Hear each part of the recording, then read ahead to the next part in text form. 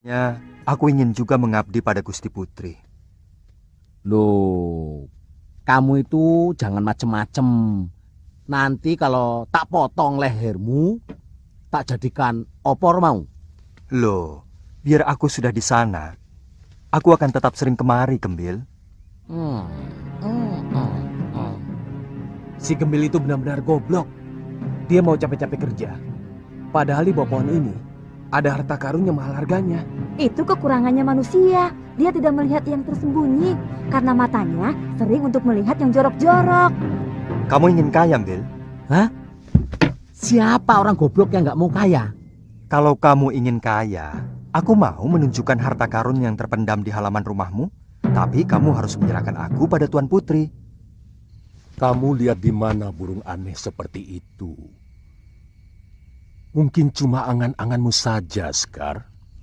Duli Ayahanda, sungguh Ananda melihatnya sendiri.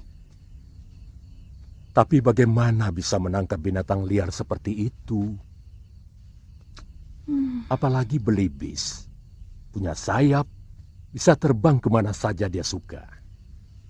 Ayahanda kan bisa membuat sayembara untuk mendapatkannya. Iya.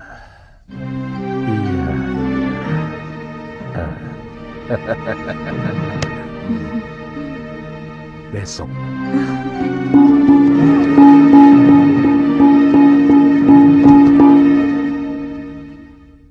Wara-wara tita, barang siapa yang bisa menangkap burung belibis putih berjambul yang pandai bicara, maka Baginda Prabu akan menganugerahkan hadiah besar. Bagi pemilik belibis yang dengan sengaja atau tidak sengaja berusaha untuk menyembunyikannya, akan dikenakan hukuman seberat-beratnya.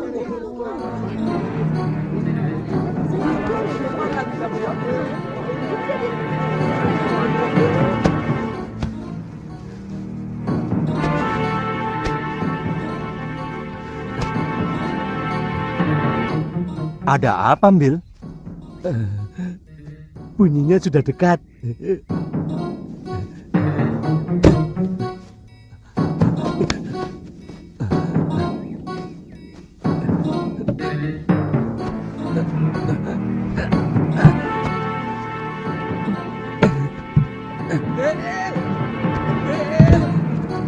Bel! Ayolah, Bel! Ayo, Bel! Cepat kita ke istana. Si belibis itu dibawa. Kita akan dapat hadiah. Ayo cepet, Om Bel! Nanti dulu toh, Po. Hah? Aku baru nemu ini. Aduh, ayo toh cepet. Si belibis itu dibawa, dipegangi. Ki, ada apa sih? Aduh, kamu nggak tahu. Nanti kita ke istana dapat hadiah. Hadiah? Iya. Kita jadi orang kaya, Ki.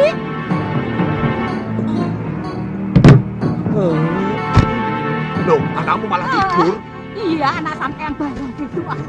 Kenapa sih, Bel. Le? Bel. Bel. Waduh, Kenapa ini jadi kok kayak begini sih? dicari orang tua kok malah. Loh, Malah kelenger, Nyi. gimana sih? Peti itu ada apanya? Apa ada ularnya apa, Nyi? Jangan-jangan ada hantunya. Ki, hati-hati. Saya mau tahu apa isinya itu. Hati-hati. Hati-hati. Capek lu. Sama hantu saja kok takut. Oh. Ah.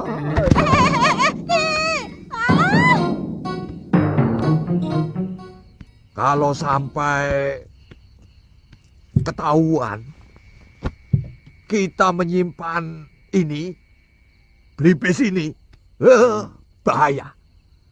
Kamu bisa dihukum mati. Mau dihukum mati?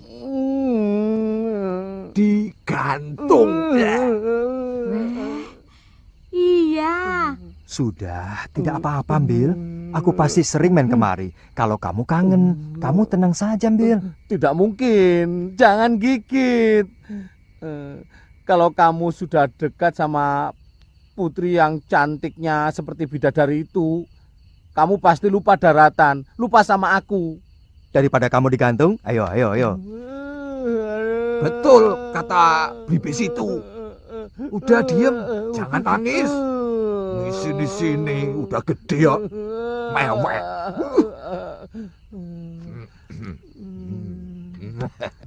Hadapkan dia.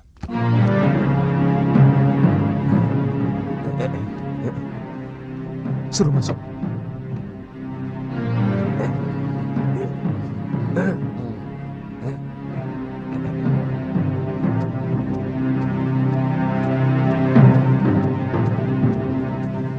Silakan, Ki. Ayo, Bil.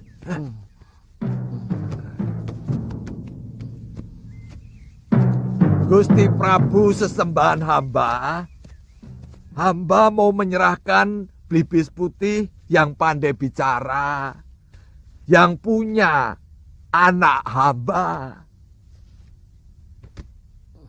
Aduh, matur.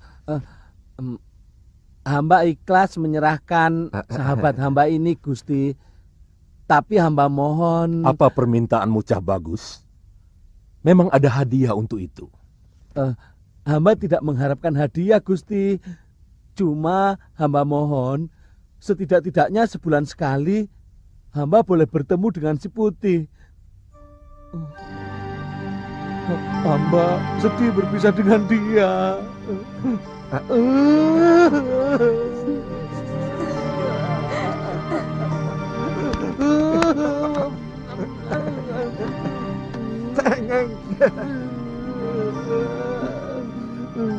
Jangan nangis.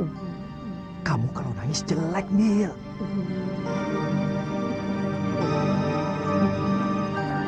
Bolehkan dia bertemu dengan si Jambul sebulan sekali? Kau boleh ketemu si Jambul sebulan sekali?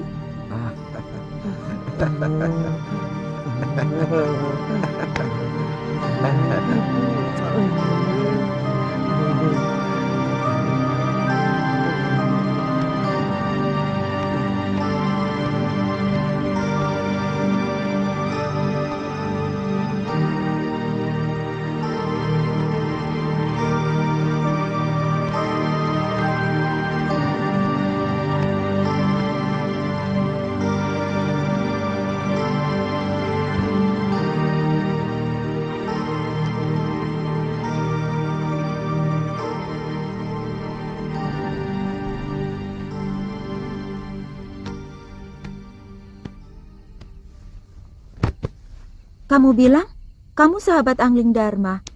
Kenapa kamu sampai kemari? Hamba mencari beliau. Kasihan. Beliau berkelana karena kematian permaisurinya. Oh, kenapa dia tidak beristri lagi? Tentunya banyak wanita cantik di negeri Malwapati. Mungkin beliau sedang mencari seorang putri yang benar-benar cocok dengan hati nuraninya. Sayang Gusti Prabu belum melihat Tuan Putri. Kalau sudah, wow. Kenapa kalau sudah melihat? Beliau pasti naksir. Tuan Putri jangan marah ya. Terus terang Tuan Putri sangat cantik.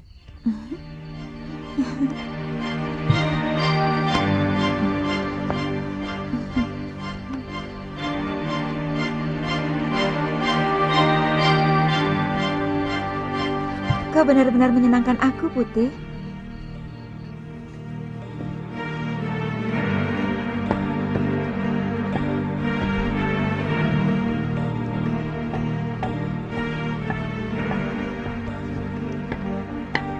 Terkadang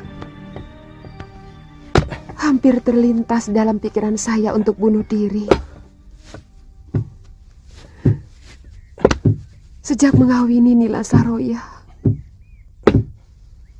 hampir tidak pernah Kakang Mahasyura mendatangi saya. Saya merasa benar-benar dilecehkan oleh Kakang Empuh. Saya kira tidak perlu Nyai Dewi sampai melakukan perbuatan itu. Saya yakin suatu saat guru pasti akan menyadari kekeliruannya. Saya sudah tidak tahan geramnya. Apalagi semenjak Saroya hamil, saya menjadi sampah yang tidak ada harganya sama sekali. Sabar, Nyai. Kata orang-orang tua, sangat tidak bijak melawan suami yang sedang kasmaran.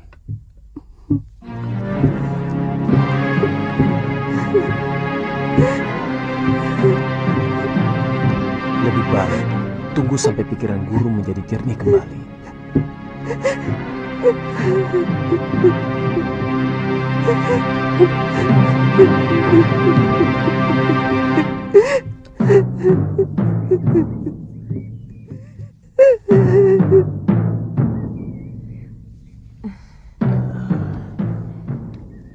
Sebaiknya Nini tidak usah ikut latihan. Saya takut kandungan Nini akan keguguran. Terus terang, dari Ninilah saya mengharapkan anak laki-laki yang begitu saya dambakan.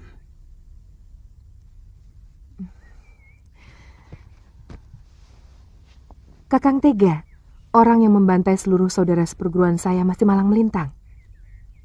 Saya akan balaskan sakit hatimu. Bukankah sekarang ini penderitaanmu adalah penderitaan saya juga?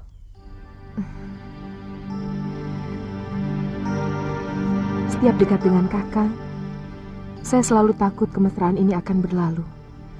Bagaimanapun, saya hanyalah seorang madu. Nila, saya tidak pernah membedakan antara istri pertama atau madu. Apakah selama ini saya pernah memperlakukan Nini sebagai madu? Atau Nini menginginkan sebagai istri pertama?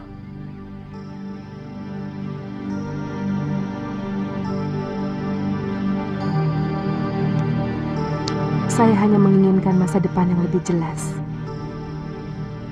Karena hanya kakanglah orang yang saya cintai dan saya dambakan.